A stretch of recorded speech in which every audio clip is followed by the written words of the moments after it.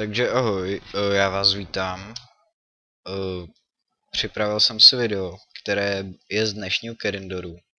Jedná se tam o situaci, že když jsem přišel do Kirindoru si dropovat s mým droperem Sudou VP BMkem, tak mě tam asi po půl hodině začal zabít jiný BM. Jmenoval se Titius a začal mě tam zabít, i když jsem měl ty minotaury na sobě, a hned jak mě zabil, tak si vzal ty moje minotaury a napsal, že je to v pohodě a mám jít pryč. Tak jsem ho tam začal zabít s bankem. Zašlo to až tak daleko, že si zavolal nějakýho kámoše, který mě tam začal zabít, tak já jsem tam přišel z mojí hlavní postavu za Knafein, kde jsem je tam začal zabít.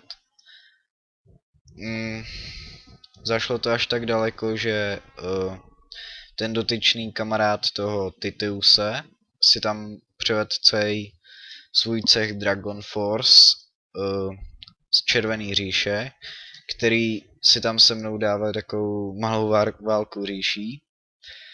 Když tam přišli první 4, tak se mě tam snažili zabít, což jim vyšlo snad jen jednou. Potom mi dávali sami reskilly, který jste některý mohli vidět z začátku. Bylo jich mnohem víc, ale víceméně mě skoro nemohli sundat. Tak si tam pozval ještě nějakýho borce, který tam potom začal psát, že přázu výbavu a takový blbosti. Tak tohle video jsem chtěl udělat jen hlavně, abych ukázal, jaký dokážou být v Červený říši děvky a jak inteligentní je cech Dragon Force. Jinak ve videu jste viděli nějaký zrychlený ukázky, samý možnosti, dělal jsem to tak narychlo, ani s tím moc neumím, tak jsem tam dělal blbosti a teď uvidíte jak jsem tam s nima bojoval, že jsem nic nepřázoval, utáhl jsem jich na sobě 5-6 a to všechno teď uvidíte, takže děkuji za shlédnutí a mějte se dobře, čau.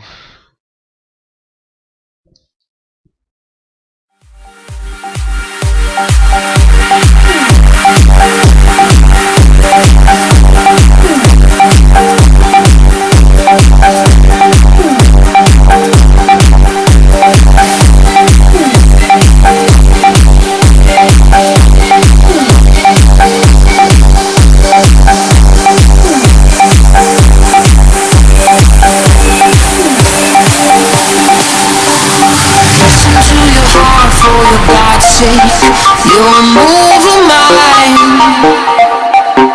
I'll answer all the prayers that your lips place. Corrupt Bible lies. And pull you in, let me pull you in so slow. A new religion and a cult where we both cope. I'll take you too far just to let go. Turn off your mind.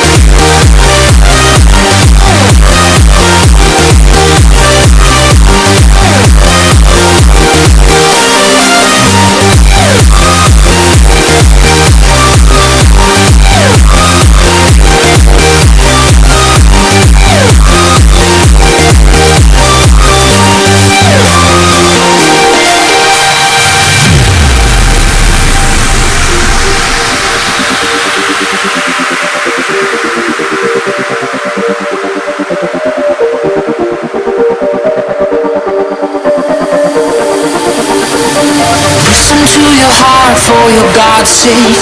You'll move a mind. I'll answer all the prayers that your lips place. Corrupt Bible lies. I'll pull you in, let me pull you in so slow. A new religion in a cold where we both cope. I'll take you too far just to let